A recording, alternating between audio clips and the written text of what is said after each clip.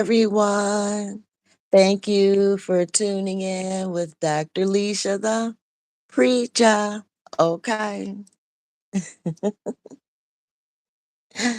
Well, guys, Shannon Sharpe. Wow. I've been kind of waiting to talk about his story. There are pros and cons to his story. His story kind of fits into my life as well. And from his story, I can explain myself a little bit better, perhaps. Okay, so to me, Shannon Sharpe's story challenges us as Americans.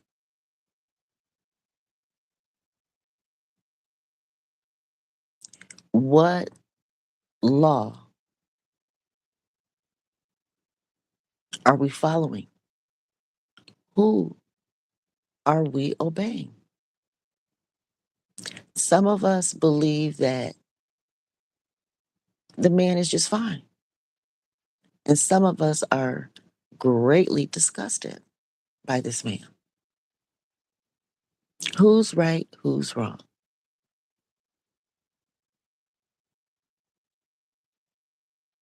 Unless America as a country follow the same law, follow the same Bible, religion, something on these matters, then we're all just talking, sharing our opinions. That's what I thought. That's what I thought. I'm okay with that. People just sharing their opinions. But when you start putting money on the table, then that's when I have a problem. As far as I know, Shannon Sharpe does not have a legal wife.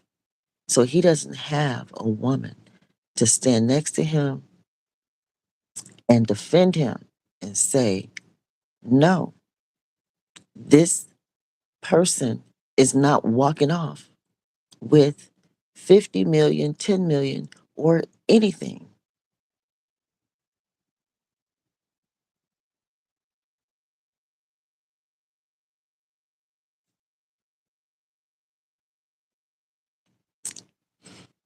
So he doesn't.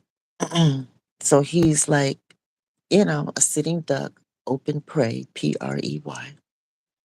for financial attacks. He's wide open for financial attacks just because he desires to date at all. We're not even talking about his dating style yet. We're not talking about that. Just the fact that this man is unmarried and desires to date at all is a financial risk off the rip. And we're not even talking about dating preferences or access, none of that yet. We haven't gotten there yet. We're just looking at his position as a man.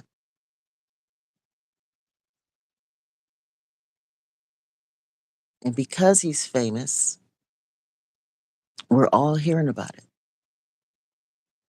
which means that men that make a whole lot less money can be in the same situation as Shannon Sharpe.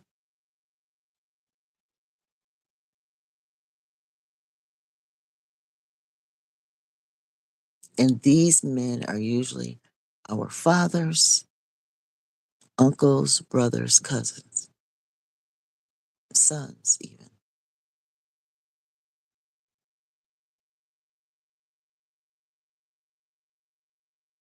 And because I raised two boys, I didn't give birth to two boys, but I did raise two boys. And I have seven grandsons. I have a natural desire to protect the finances of men. I was a submissive wife for 32 years. Therefore, I have an interest in protecting the finances of men. I'm not saying that women's finances are not important. Shannon Sharpe is not a woman. So talking about a woman is irrelevant in this conversation. We're talking about the financial stability of men in America. I happen to be a Black woman, and Shannon Sharpe happened to be a Black man. Therefore, I have an interest because I raised two Black boys and I have seven Black grandsons. So that's my interest.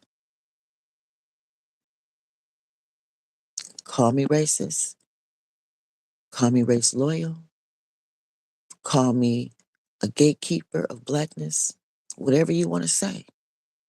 At the end of the day, I see a successful Black man's finances going under attack when everybody that's accusing him has always known this man's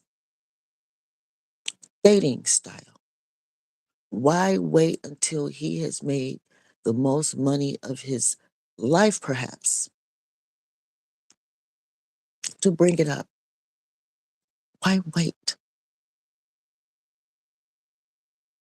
Because that's when everyone can make the most money. That's the obvious answer, guys. We know the obvious answer. But is that fair? Is it fair?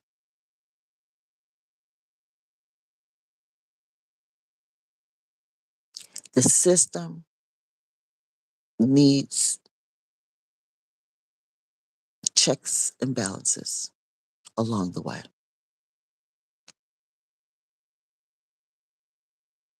Once a person make it to a certain point,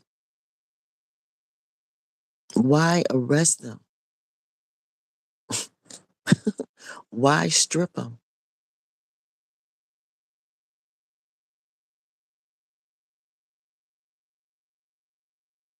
I mean, if you're benefiting, and I'm talking to myself, y'all, too, to a degree, spiritually. I'm listening to myself say this. I'm not saying that he's right or wrong. This is not the point yet. All those details hasn't factored in yet. We're just talking overall at this point, guys, in general. Overall, I see a successful Black man being attacked, his finances. And I have a problem with that, which makes me want to look at the case closer, bring in the details, see why it interests me. You know? All right, so we had this old Black man. We got this old Black man, okay? Making the money of his life. Everybody is telling him he still look good with the right cologne. You smell good, you know? He's at the point where he can express both his masculine and feminine side. Not mad at your brother. It looks good on him to me. I'm just saying. And he has all the white people with money supporting him, putting him on the spotlight, you know?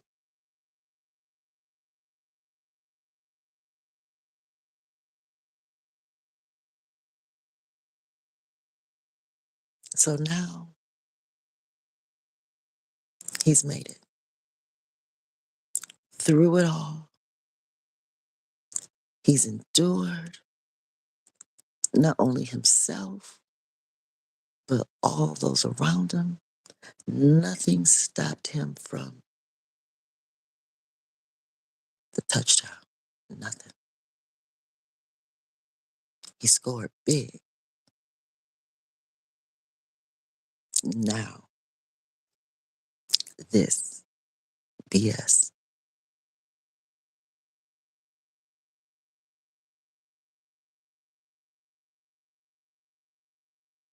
I agree with the people who feel that he was way too old. No matter how much money he has, no matter what his influence is, no matter whatever, the brother is just way too old to be caught up in this particular situation with this young girl. Yes, she's 18, legally 18, which I'll get back to that. That's the problem, the conflict right there. And I'll get back to that as well. I'm bringing in the details slow. I already set up the overall picture. Now I'm bringing in the details.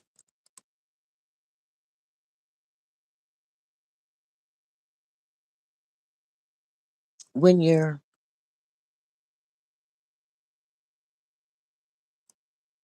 old enough to be a person's father, grandfather, great grandfather, stuff like that, as much as it hurts, as much as it pains, as much as it goes against the grain,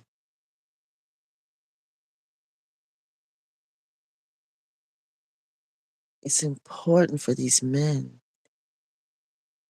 to resist the temptation because it's just too expensive. Now it costs possibly jail time, 10, possibly $10 million.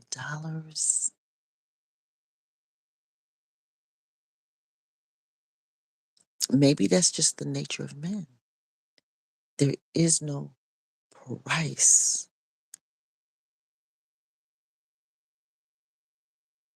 too great for their desires. Maybe that's why he is just that successful. So he could afford his desire, even if it's just one experience that ruins everything.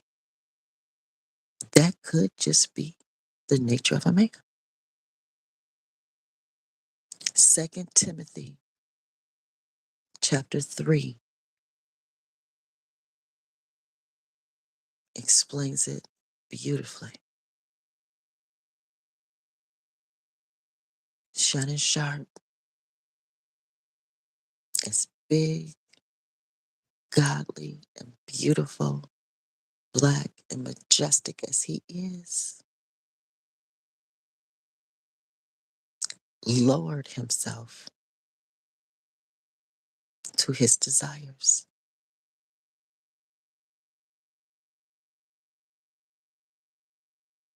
for the world to see.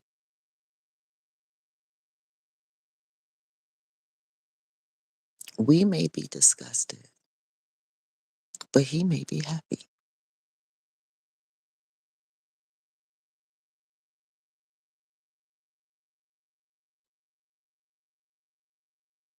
These are perilous times, guys. Perilous times.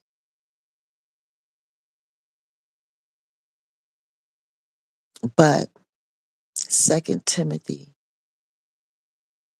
chapter 3, verse 10 says, "But thou hast fully known my doctrine, manner of life, purpose, faith, long suffering, charity, patience, persecution, afflictions, which came unto me at Antioch, at Iconium, at Lystra, what persecutions I endured,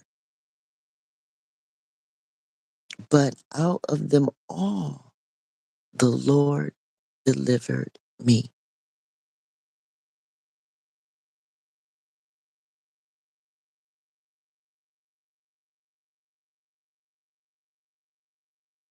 With that being said,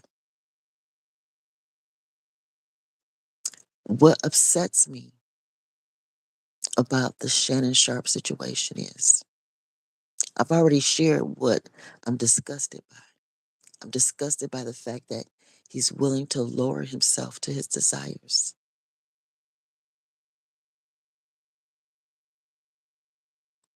at the expense of the world view to bring shame among many.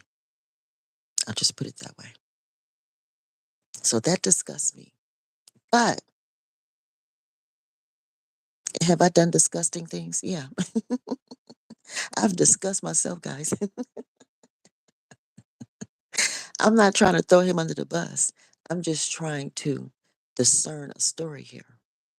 Use him as an example since he put himself out there. He put himself out there. I'm just using him as an example to discern something here, to explain. So I'm disgusted by that. But I'm also upset. What crime was really committed here?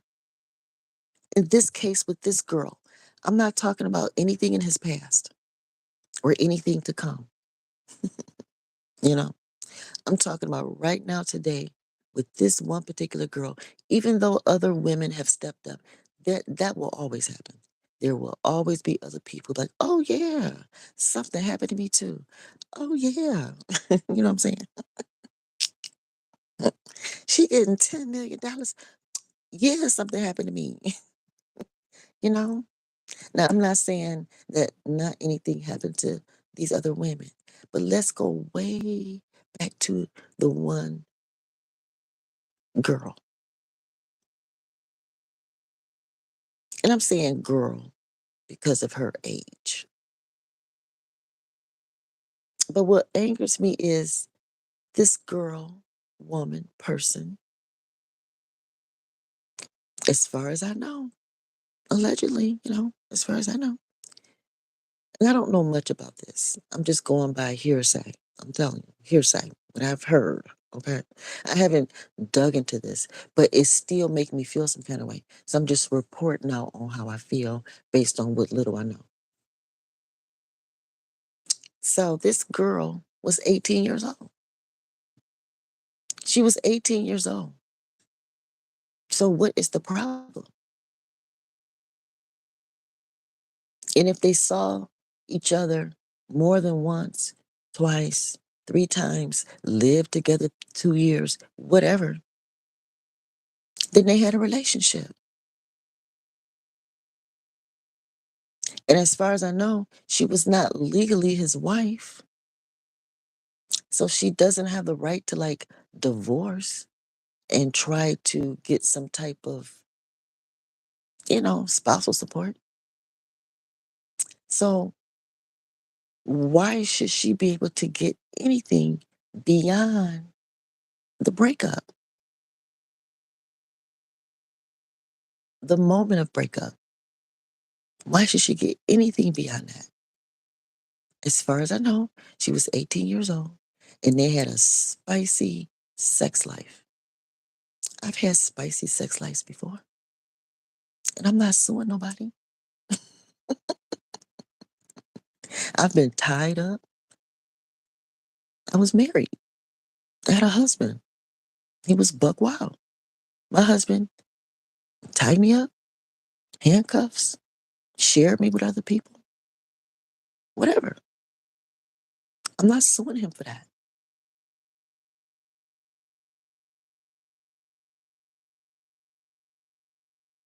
But we were legally married for 25 years, and I raised two additional kids for him, raised them. One graduated from college. So I'm filing a motion for extended alimony because our spicy life, toxic marriage, sent me to the mental hospital 5 times. So again, why are homewreckers, single women? I'm a woman, so I'm speaking from a woman's perspective. Can men act this way? Of course. Of course. But I'm a woman, so. So how can homewreckers and single women walk away with more money for their sex than the women who actually legally married, raised kids, and did the job?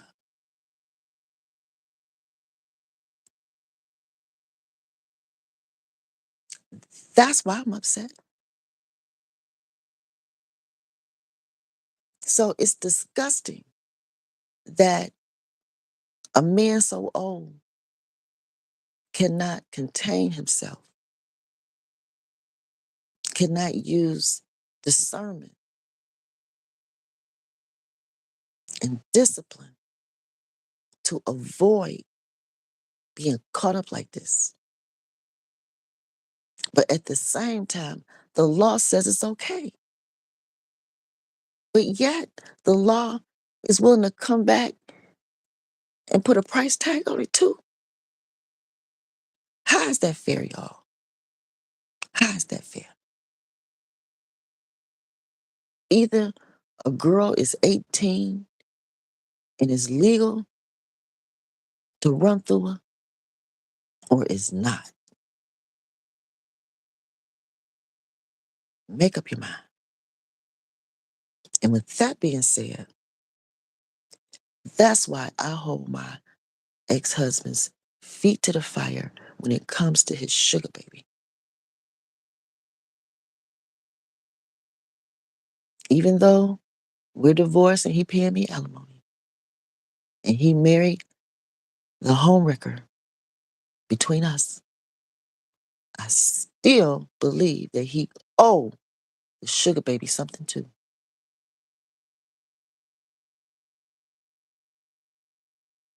If this girl with Shannon Sharpe can walk away with $10 million after only a few years of messing around with him or whatever amount of time she put in, then my ex's sugar baby deserves something too. More than just some diaper money on Cash App.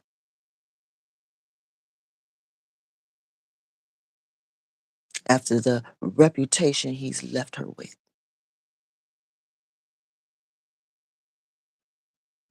She came to our home as a homeless teenager. Our daughter was on drugs and a lesbian. And she brought one of her homeless friends to the house. And I had a choice: keep your trash in the street or have some compassion and clean this girl up. Well, I chose to clean her up. It took about a year and a half to clean that girl up the way she came into my house through my drug addict daughter. It ain't like my daughter was better. My daughter was just, she had a home, she had a family that cared about her. That was the only difference between the girls.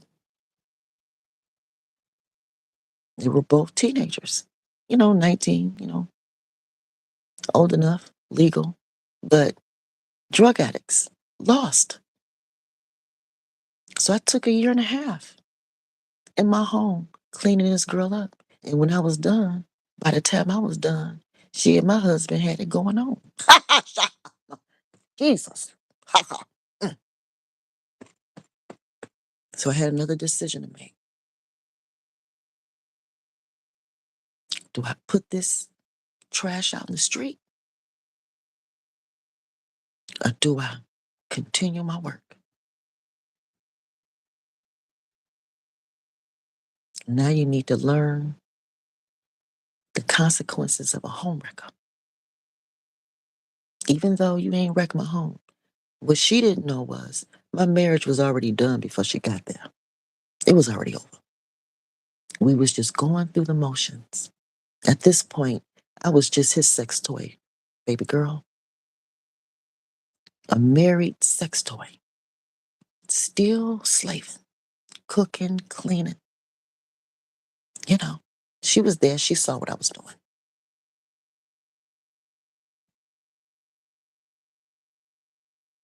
But she thought I was just cheating on him and running around and raggedy. That's what she thought. That's what he wanted her to think. So I said, okay, I ain't gonna mess up their little game, you know. But at the end of the day, she is on her own, raising her kids, you know. She's independent. That's not how she came to me, but that's how she ended up because I didn't give up on her. I understood the assignment, my purpose. I knew what I wanted for my daughter. She stabilized before my daughter stabilized. My daughter just got saved about a month ago.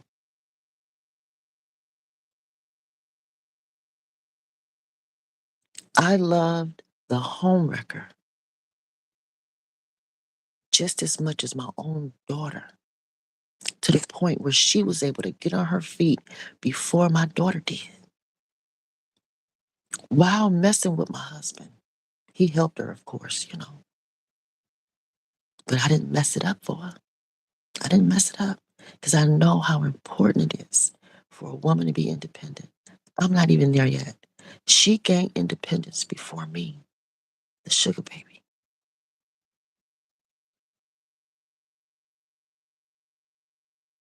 My daughter just got saved a month ago, y'all. The same girl that they stumbled over, left to look humiliated and embarrassed. Can you imagine your own stepdaddy and your lover posting up on you like that, running over you like that, running off with other people on you like that? I couldn't leave my daughter on the court defeated like that, y'all. I stood right on the court holding that same ball of embarrassment and shame with my daughter. And we still here. They out there living their best life and happy, laughing at us. And we ain't even do nothing but help them. We help them. But we figuring it out. We figuring it out. Because the ball is in our hand. And we're still on the court. And we figuring it out, y'all. We let them have each other. And now me and my daughter will have each other. Again, they tried to split us up too. And blame. So we could feel ashamed and blame separate. While they all happy. That's okay. Their happiness do not intimidate me. Their happiness motivates me to do better, to get my daughter better. I didn't give up on my daughter. And guess what, y'all? She's saved now too.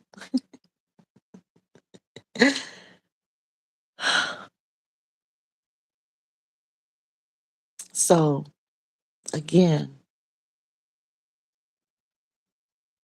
Shannon Sharpe was disgusting, y'all. My ex-husband was disgusting, y'all.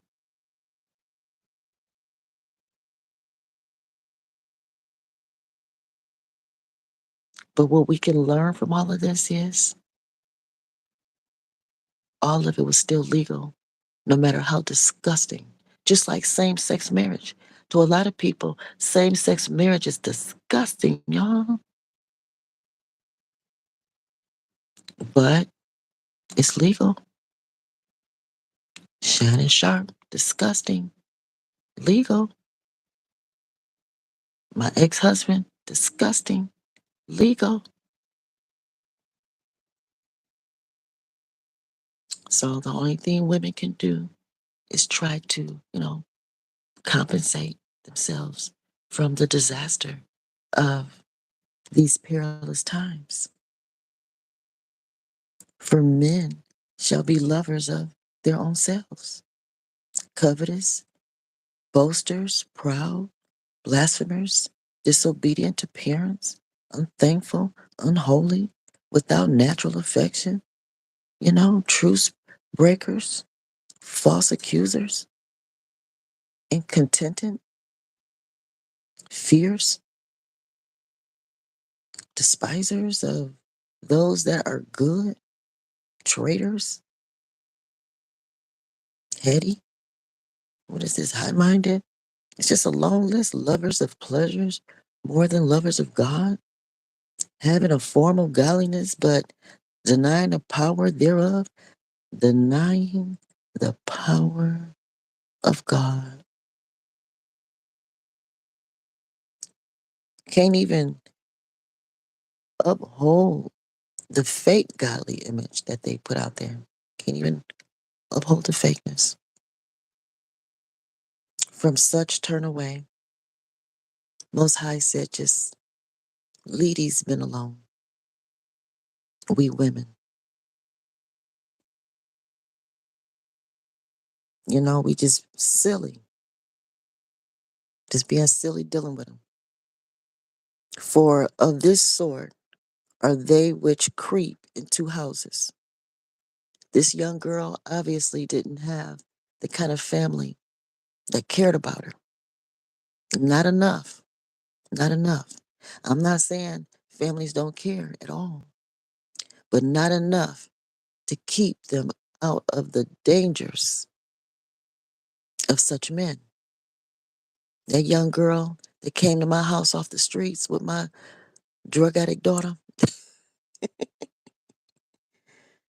she nor her people had any idea what my husband was capable of. They had no idea. And they think they blessed because they know him, because he got money today, because he can throw some diaper money and help her buy a car here and there, you know, give her money to her housing or whatever he do for her. You know what I'm saying? Whatever their agreement is. It's none of my business. I stay in my lane.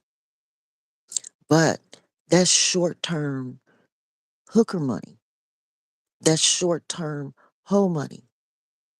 This girl has been around since, what, 2013? She's a wife, y'all. This sugar baby is more than a sugar baby. She helped my daughter get through her addiction. You know, When my husband and I's marriage was crap, she was one of the friends that was there. It's not easy being a friend to a drug addict. It's not. That girl was from the streets, but she showed care for my daughter. Yeah, she overstepped when it came to my husband and basically, you know, overstepped and made it easy for him to leave me for another woman. She aided him in that.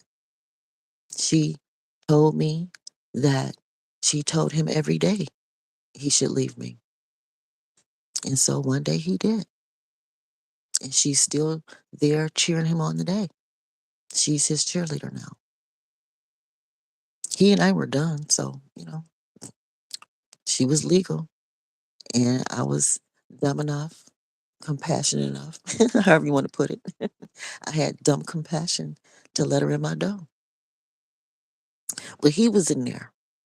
So when you leave, let me keep going. It says, for of this sort are they which creep into houses and lead captive silly women laden with sins. I was already a divorced woman trying to figure out how to raise two kids. I was just a silly woman laden with sins anyway. Led away with diverse lust, stuck in a house with a creepy man, and his creepiness started coming into the house.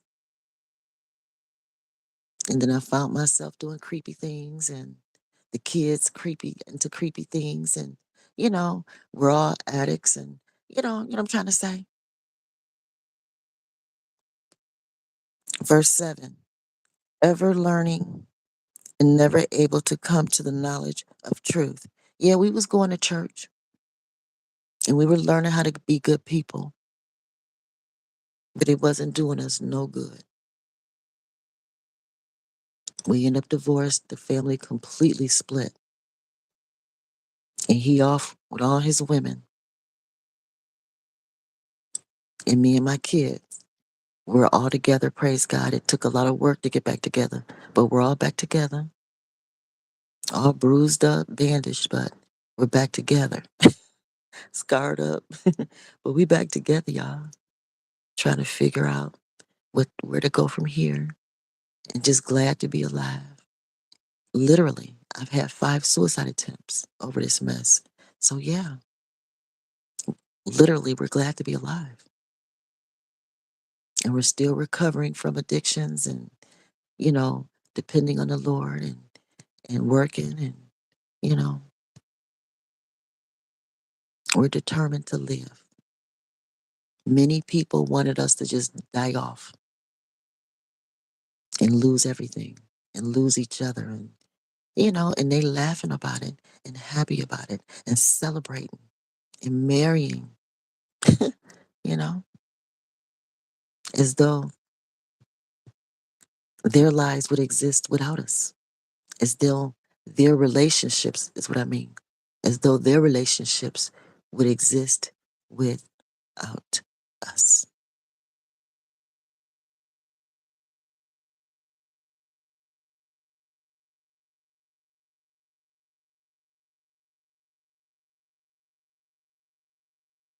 So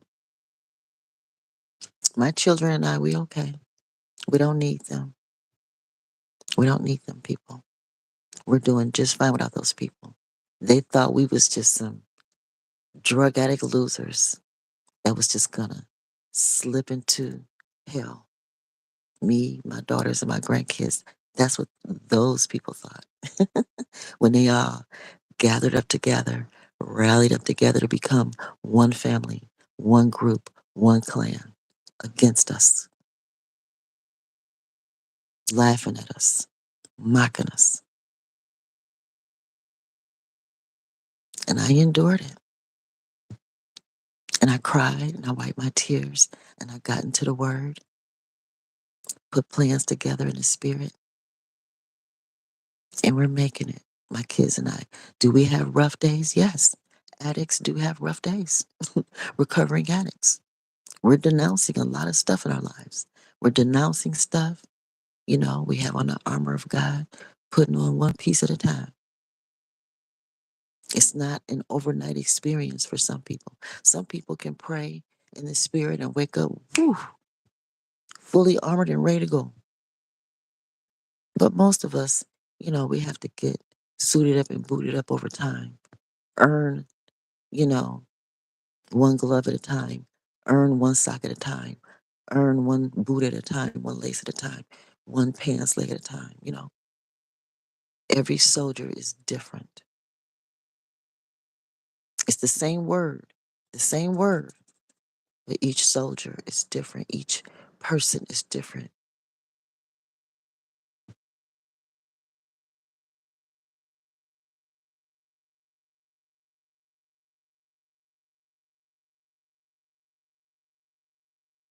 So, women, we have to protect ourselves, stay away from men that are just out on a mission to steal, kill us, and destroy us generationally. They taking us out generationally from grandmothers, great grandmothers, daughters, granddaughters, all the way down. That happened in my family. The attack was strong and powerful. But I know the word. I know the word. I know what's in these scriptures. And now my daughter is opening them up and reading them, and she is blowing me out the water. She's showing me stuff that I don't even see. I'm like, whoa, look at her. Okay. That's how I know this is real. Even more real. You know what I mean?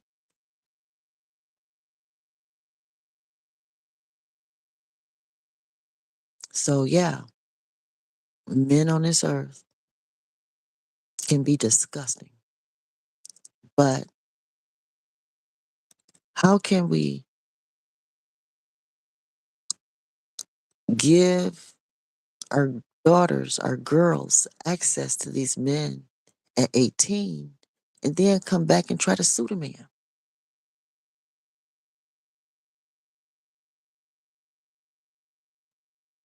And then, if we allow this, then that's giving more power to single women and homewreckers than it is to the married woman.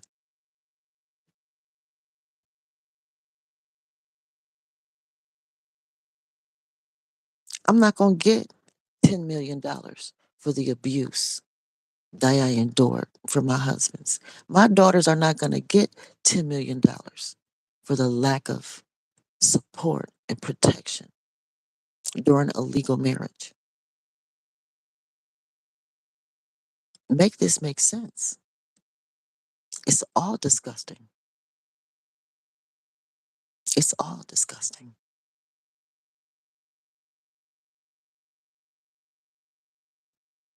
Click like, subscribe, hit that notification bell.